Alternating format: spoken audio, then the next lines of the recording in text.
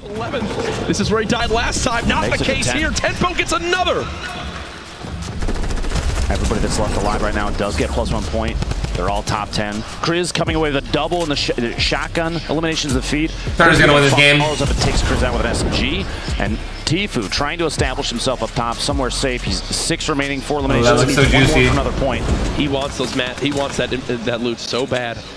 He better. He's got 15 builds left total. And he's going to start to use them to try and get up top, opting out of going after those. But the rockets coming in. Nope, you got to go back down. Now's the time to try and make a positional decision. He's got to go down. That's exactly what he's going to do. Doesn't want to take too much fall damage. He's going to push in the zone. He's going to win. He's fighting. He's got a skill. He's got this. 5 elims. Everyone's going to 2 left. All the loot's falling to TFU. He's trying to drop on down. Can he drop his opponent? Shoot him down. Shoot him down. He's got no mats. Spraying out the boom. What a win! Dude! In the final moments there. Are you, dude, you can't ask for a better win. Game 1 gave him the fuel to turn up there in game 2. He's dropping. You see TNT Rain trying to get the shot off on the way in. An incredibly long drop, 2 eliminations for him. He did make it to second. That's 2 points still, which is, I mean, that potentially puts him in placement for Monday. Yeah. Right. But Tifu, what a game. Wow. Very good after that. You love to see the emotions there, the pop off. He doesn't have a window to jump out of like he normally does. I almost expected him to try and find one. Right. It's either way, you look at it right there, and we talk so much about materials. Doesn't panic, and it's on down. Players begin to fall because we talk so much about how awkward it is going up mountains there. Oh yeah. They had to go down mountains, and once people started to get shot down, it was loot raining from the sky. It was like a never-ending llama. Now, I think a player like Tifu, he spends a lot of time in play. So good. It's a great way to build. You just drop in. His maximum llamas get a ton of materials, and he practices his builds. He practices his edits and the speed at which he can do them. It definitely shows in a situation like that. He had no materials left. As I was saying, he's building up, and as soon as that rocket happened, as soon as it came out, he saw his structure was going to go down. It was time to edit his way down because if fall damage happened, no matter how much HP you have, 100 is not going to stop you from a drop like that. So editing down, it saved him. He was able to fly down, slide down the hill, get an engagement at the bottom, and you saw so many players were eliminated like that in an instant, and it left them a 1v1 at the bottom. It all dropped quick. It was all Tifu at the end, but there were many players making some highlight plays. Here's some from C9 Kriz. You mentioned the 2 elims we saw in the engagement feed.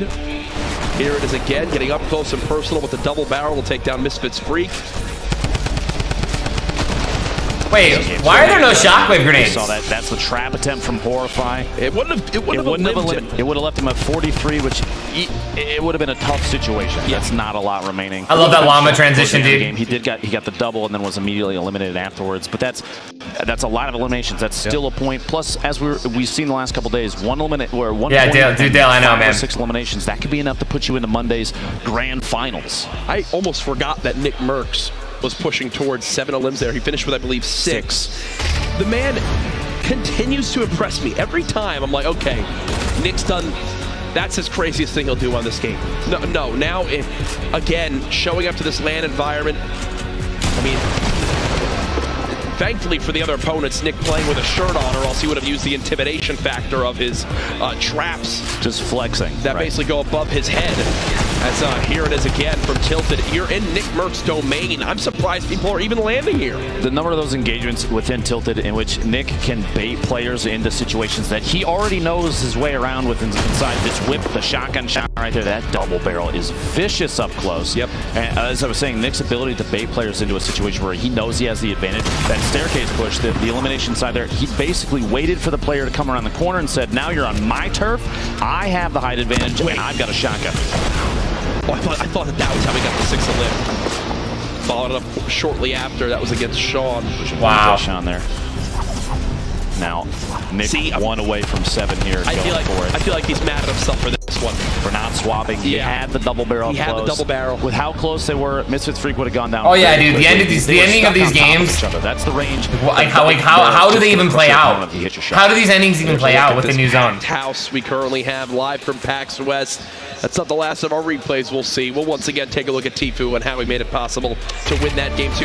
I have to give him a shout out here strictly because game 1 he could not have more of a frustrating end. 11th with 2 limbs. Oh, this is the kill I wanted to see. In that one-on-one, he winds up getting 2 points and basically sends himself slid right in there. Instead of getting frustrated, getting down on himself, he moves into game 2, plays this final scenario absolutely flawlessly. He drops on down, engages the player down low. Oh, that guy wasted the rocket. Turns around, and then shoots down the final player. This is so good. This is so good right here. Now, players like Tfue, they know how to work their loadout. And he kills him with a shotty too. The fire. You saw does he kill him with a shotgun? Oh yeah, the fall damage. Action shotgun shot and swapping. Unloading with that compact SMG, and just when the shotgun's ready, flips back, hits the shot in the second to last elimination, 76 damage. He just knows the timings. He knows the timings so well that he can put out as much damage as possible and secure those eliminations, even exposed like that in the open. He had no materials left. He had to engage, and he went for it. Tfue, one of the biggest names in Fortnite. I believe we'll have an interview with him. Actually, it's ready now. Zeke has Tfue down on the floor after that impressive Game 2 victory. Guys, awesome cast. You guys are amazing as always. I am joined here by the legend himself, Tfue. How are you feeling, my friend? I'm pumped, man. That was like a perfect game, in my opinion, and I'm so excited because like the first game, I ended up getting taken out by chat with 2 kills, 11th place. So it was unfortunate that I went all the way through the first game, ended up getting 0 points, but I clutched up. That last game, 6 kills, got the victory royale. I'm pretty pumped. Excited to play again. Now, what was prep like leading up to PAX? Preparation, I was prepping like a small space to play, like maybe tighten my setup a little bit, keyboard and mouse. I ordered the Logitech keyboard and mouse to practice because I knew they were going to use them. But other than that, just a lot of solo snipes every day, grinding, off stream. It's good, it's fun. I'm excited, man. Off stream. So what is it like, you obviously played all Summer Skirmish long, and then you show up here, and like you talked about, you had the first unfortunate game, and then in game 2, you show up and slay out. What was going through your mind, and when did you know that you had that win? I knew I had that win when I cleared out the entire bottom level. And all I could see was just dudes way up in the sky with like maybe 1 or 2 platforms securing them from just falling all the way down. And once I saw them, I was like, oh, it's free. It's free. All I can do is shoot them down and I'm good as long as they don't got bouncers. But I was confident even if they did have bouncers, I would take them out. But pumped though. Pumped, man. Now, what are you going to say to the millions that love you and the crowd that's live here at PAX? What do you want to tell them? I love you guys and I miss you guys for sure. There you go. You heard it from the legends. Thank you so much. I cannot wait to see how you slay out. Ladies and gentlemen, we're going to throw it to a break, so we'll be back in just a little bit. Stay tuned. Bring back the music, dude. Oh my God, dude. Turn, man. The llama transition is everything, man.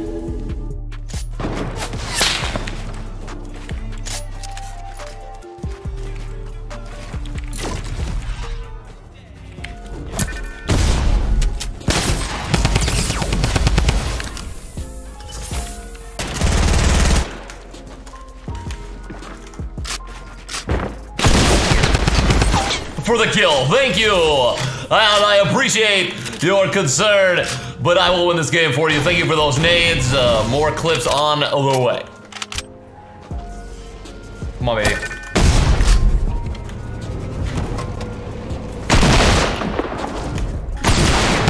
Oh my God! Oh, come on! Are you serious? That was so sick!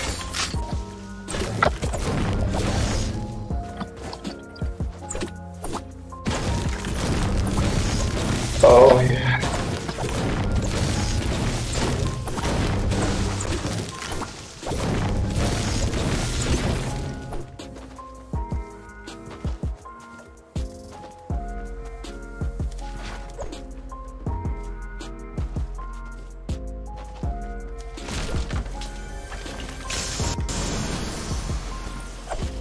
You have to, the way to become a successful streamer is just grinding, and you have to be really, yes, you do have to grind, but